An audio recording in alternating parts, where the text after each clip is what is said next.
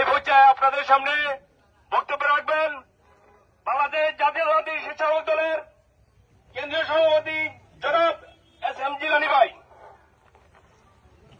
জিলানী ভাইয়ের আগমন, শুভেচ্ছার স্বাগতম।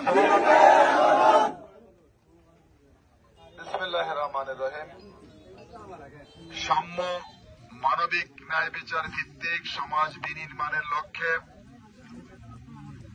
বিএনপির ভারপ্রাপ্ত চেয়ারম্যান দেশনায়ক তারেক রহমানের নির্দেশনায় বাংলাদেশ জাতীয়তাবাদী স্বেচ্ছাসেবক দল, বাংলাদেশ জাতীয়তাবাদী যুব দল, জাতীয়তাবাদী ছাত্র দলের যৌথ সমন্বয়ে সারা বাংলাদেশে রাজনীতির গুণগত মান উন্নয়নের লক্ষ্যে আমরা 3টি সংগঠন গণসচেতনতা এবং দিক নির্দেশনামূলক কর্মসূচি পালন করছি এবং সাধারণ মানুষের মাঝে গণসংযোগ করছি। তারই ধারাবাহিক জন্য বাংলাদেশের মানুষের ভোটের অধিকার প্রতিষ্ঠার জন্য, বাংলাদেশের মানুষের বাক স্বাধীনতা ফিরে পাবার জন্য আমরা লড়াই সংগ্রাম করেছিলাম। সেই লড়াই সংগ্রাম করতে গিয়ে বাংলাদেশ জাতীয়তাবাদী দলের অনেক নেতাকর্মী খুন হয়েছে, গুম হয়েছে, পঙ্গুত্ব বরণ করেছে, আপনারা দেখেছেন।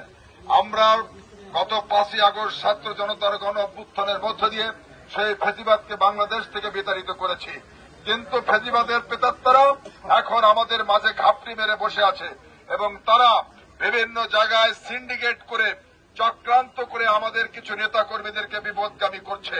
সেজন্য আপনারা যারা উপস্থিত রয়েছেন, বিশেষ করে বিএনপির নেতৃবৃন্দ, ছাত্রদল, যুবদল, স্বেচ্ছাসেবক দলের নেতৃবৃন্দ, আপনাদেরকে সতর্ক করে বলছি, ওই সমস্ত আওয়ামী দোসররা আপনাদেরকে উৎসাহিত করবেন, আপনাদেরকে প্ররোচনা দিবেন, আপনাদেরকে প্রলুব্ধ করবেন বিভিন্ন অন্যায় কাজ করার জন্য। আপনাদেরকে সতর্ক থাকতে হবে। আপনাদেরকে প্রত্যেকটি পদক্ষেপ অত্যন্ত সতর্কতার সাথে গ্রহণ করতে হবে। এমন কোন কাজ করা যাবে না যে কাজটি করলে সাধারণ মানুষের মনে কোনো কষ্ট লাগে। এমন কোন কাজ করা যাবে না যে কাজটি করলে বাংলাদেশ জাতীয়তাবাদী দলের ভাবমূর্তি ক্ষুণ্ণ হয়। এমন কোন কাজ করা যাবে না যে কাজটি করলে প্রিয় নেত্রী দেশনেত্রী বেগম খালেদা জিয়ার ভাবমূর্তি নষ্ট হয়। এমন কোন কাজ করা যাবে না যে কাজটি করলে প্রিয় নেতা আগামী দিনে রাষ্ট্রনায়ক শহীদ রাষ্ট্রপতি জিয়াউর রহমানের সুযোগ্য উত্তরাধিকার দেশনেত্রী বেগম খালেদা জিয়ার সুযোগ্য পুত্র দেশনায়ক তারেক রহমানের ভাবমূর্তি নষ্ট হয়। সেই কাজটা করা যাবে না। ইতিমধ্যে দেখেছেন কিছু কিছু নেতাকর্মী বিপদগামী হয়েছে। আমাদের কষ্ট লাগে, আপনাদেরকে আমরা দল থেকে বহিষ্কার করতে বাধ্য হয়েছি। আপনারা যারা এখানে রয়েছেন অত্যন্ত সতর্কতার সাথে আগামী দিনে পথ চলবেন, কারোর বিরুদ্ধে যেন কোনো সাংগঠনিক ব্যবস্থা গ্রহণ করতে না হয়। আমি স্পষ্ট ভাষায় বলে দিতে চাই, কোন ব্যক্তির অপকর্মের দায়, কোন ব্যক্তির অন্যায় কাজের দায় কিন্তু দল বহন করবে না। সেজন্য আপনাদের কাছে আহ্বান জানাই, আসুন আমরা সকলে মিলে ঐক্যবদ্ধভাবে ভ্রাতৃত্বের বন্ধনকে আরো অটুট এবং মজবুত করে আমরা বাংলাদেশের স্বাধীনতা, সার্বভৌমত্ব, গণতন্ত্র রক্ষার যে লড়াই চলছে। ইতিমধ্যে ফ্যাসিবাদকে আমরা বাংলাদেশ থেকে বিতাড়িত করেছি, কিন্তু আমাদের অভিষ্ট লক্ষ্য বাংলাদেশের গণতন্ত্র প্রতিষ্ঠা করা। একটি নিরপেক্ষ ভোটের মাধ্যমে বাংলাদেশের সত্যিকার অর্থে মানুষ ভোট প্রয়োগ করবে, সেই ভোটের মাধ্যমে একটি গণতান্ত্রিক সরকার আমরা দেখতে চাই। সেই সরকার ইনশাআল্লাহ বাংলাদেশ জাতীয়তাবাদী দলের হবে এবং আমরা আপনাদেরকে সাথে নিয়ে বাংলাদেশের ভঙ্গুর অর্থনীতি, বাংলাদেশে যে ধ্বংসপ্রাপ্ত বিভিন্ন রাষ্ট্রীয় প্রতিষ্ঠান আমরা মেরামত করব, সংস্কার করব, সেই প্রত্যাশায় সকলকে ধন্যবাদ জানিয়ে আমার বক্তব্য শেষ করছি। খোদা হাফেজ। বাংলাদেশ জিন্দাবাদ, জাতীয়তাবাদী স্বেচ্ছাসেবক দল জিন্দাবাদ,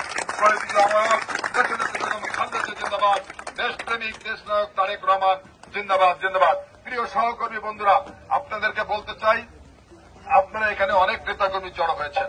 আমরা একটি কাজ করব, আমরা গণসংযোগ করব, লিফলেট বিতরণ করব। আপনারা যদি সবাই আমাদের সাথে চলাফেরা করেন, মুভ করেন, তাহলে কিন্তু সাধারণ মানুষের রাস্তাঘাটে কষ্ট হবে চলাফেরা করতে।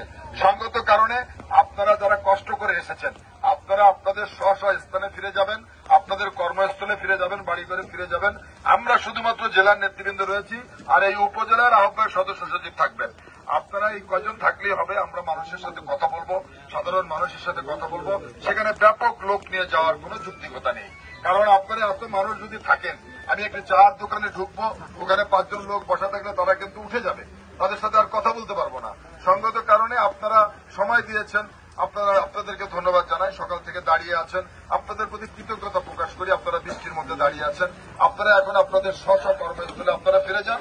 আমরা শুধু নেতৃবৃন্দ কয়েকজন আমরা মিলে আমাদের যে বাকি কাজটুকু আছে সেই কাজটুকু